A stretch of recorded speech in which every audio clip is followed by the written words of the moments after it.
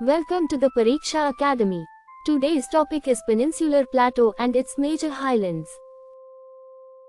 Peninsular Plateau and its major highlands. The Peninsular Plateau is the oldest and one of the most stable landmasses of India, and it formed part of the ancient Gondwana landmass. It is composed mainly of igneous and metamorphic rocks, with granite, gneiss and other hard crystalline rocks occurring extensively. Being an ancient and relatively stable landmass, it has experienced much less recent folding than the Himalayas. However, faulting, uplift, volcanic activity and prolonged erosion have shaped its present relief.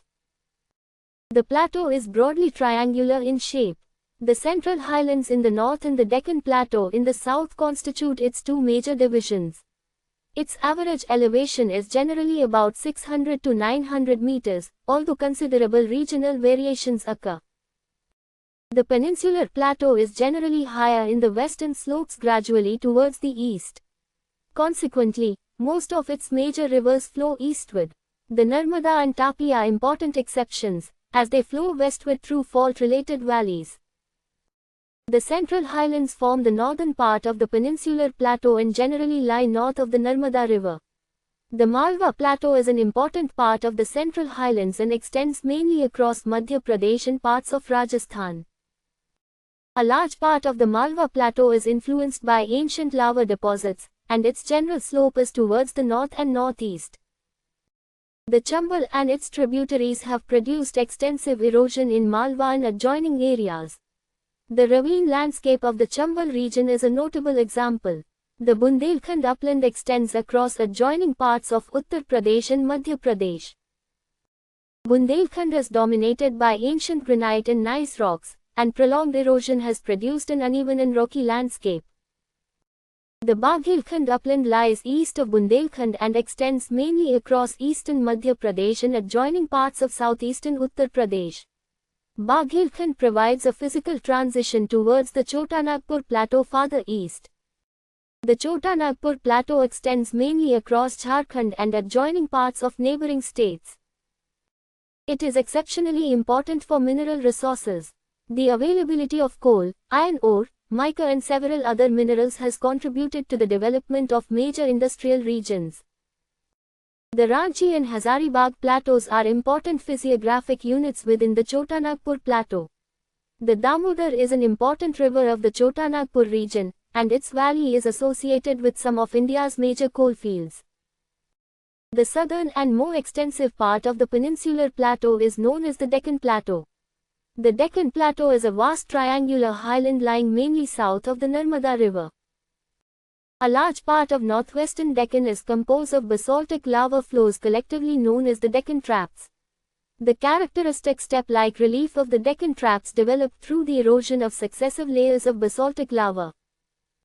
Weathering of basaltic rocks has contributed to the development of black soil across extensive parts of the Deccan. The Maharashtra Plateau forms an important northwestern part of the Deccan Plateau and is drained by rivers such as the Godavari and Bhima. The Karnataka Plateau occupies the southwestern part of the Deccan and can broadly be divided into western highlands and relatively level eastern areas. The higher western part of Karnataka is commonly known as Malnad, while the relatively open eastern plateau is called Medan. The Telangana Plateau occupies the northeastern part of the Deccan and is mainly influenced by the Godavari and Krishna drainage systems. The southern part of the Deccan extends into the highlands of Tamil Nadu, where ancient crystalline rocks are dominant. The Meghalaya Plateau represents a northeastern extension of the peninsular landmass and is separated from the main plateau by the low-lying region associated with the Ganga and Brahmaputra plains. The Meghalaya Plateau includes the Garo, Khasi and Jaintia highlands. The surface of the peninsular plateau is not uniformly flat. Plateaus, hills, river valleys, fault-related valleys, dissected uplands and local plains occur together across the region. Because of its hard rocks and long period of erosion, its river valleys are generally more stable, and shifts in river courses are less frequent than in the Himalayan region. The Peninsular Plateau forms India's major mineral resource region.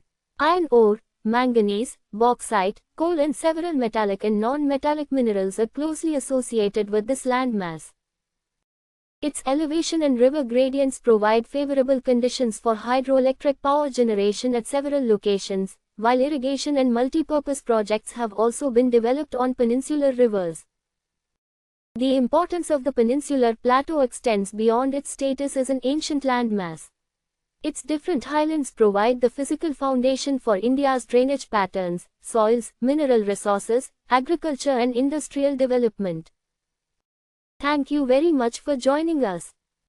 For more useful study material, please like and share this video, and subscribe to the Pariksha Academy channel.